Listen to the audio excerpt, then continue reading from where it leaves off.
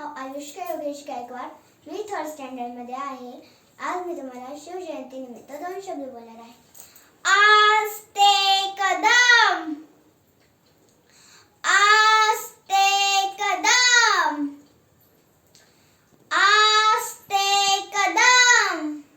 महाराज गणपती, गज अश्वपती, भूपती, प्रजापती, स्वर्णरत्न श्रीपती, अष्टवधान जागृत, अष्टप्रधान वेष्टित, न्यायालंकार मंडित, शास्त्रास्त्र शास्त्र पालंगत, राजनीतीन धुरंधर, प्रौढ प्रताप पुरंधर, क्षत्रिय कुलवतंस, राजाधिराज योगीराज.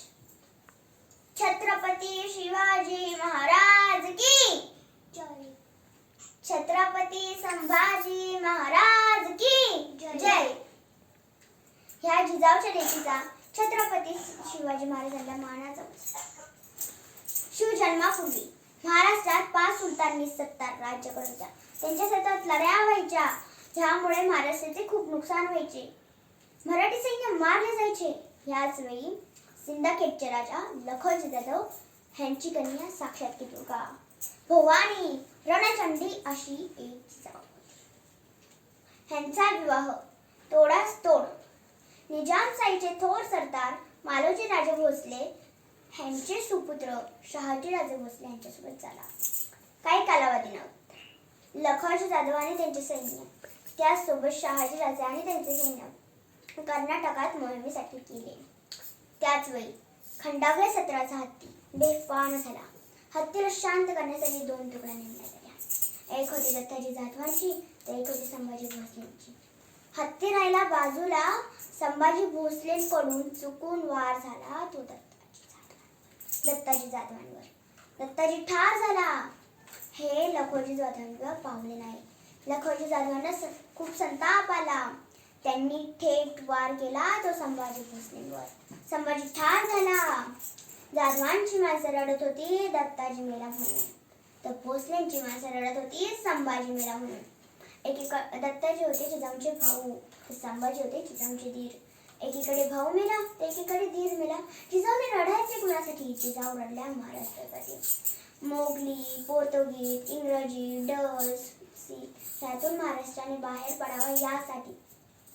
आया बहिणींचे लेकी सुनांचे रक्षण व्हावा यासाठी ते धावत शिवाई मातेच्या मंदिरात गेल्या आणि बोलल्या, हे शिवाई माते, माझ्या तलवारीने मरत असतील तर हे कुठेतरी थांबले पाहिजे.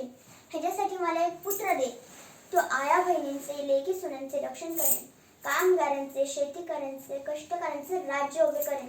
एक पुत्र दे. आणि दगडाला 5 फुटावे असं वातावरण तयार झाले. 19 फेब्रुवारी 1630 रोजी शिवनेरी किल्ल्यावर शिवांचा जन्म झाला. गडावर ढोल ताशे नगाडे वाजू लागले. सगळीकडे आनंदाचं वातावरण पसरला होता. इतिहास विसरणारे माणसे इतिहास घडू शकत नाही. इतिहास विसरणारे माणसे इतिहास घडू शकत नाही आणि इतिहास घडवणारे माणसे इतिहास विसरू शकत नाही. इतिहास घडवणारे माणसे इतिहास विसरू शकत नाही. हा एक इतिहासच आहे. राजे, जर कोणी चुकत असेल तर त्याला सत्याची वाट दाखवा आणि जर कोणी नडत असेल तर त्याला मराठीची जात दाखवा.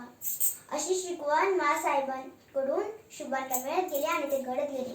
म्हणूनच मला मनापासून म्हणावेसे वाटते, भवानी मातेचा लेकरू मराठ्यांचा राजा होता. भवानी मातेचा लेकरू मराठ्यांचा राजा होता. झुकला नाही कोणापुढे, मोगलांचा बाप होता. झुकला नाही कोणापुढे, मोगलांचा बाप होता. तुमचं आमचं नातं काय? जय जिजाऊ, जय शिव.